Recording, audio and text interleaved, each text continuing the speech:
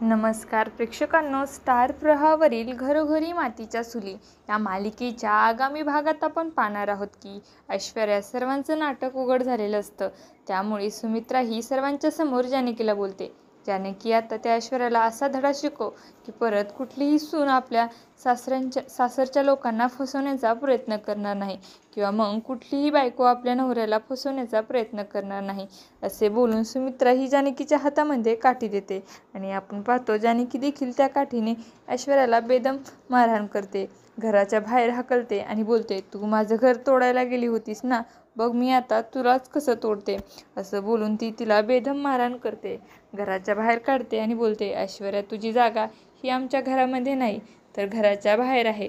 आणि ऐश्वर्या ही जोराजोरात हसू लागते आणि बोलते, मला काय वाटले ही ऐश्वर्या हरेल का, नाव ऐश्वर्या आहे, आता तर खरं मजा येणार आहे, आता आपण सर्वजण कोर्टामध्येच भेटूया, असे बोलून ती रागाने तिथून निघून जाते.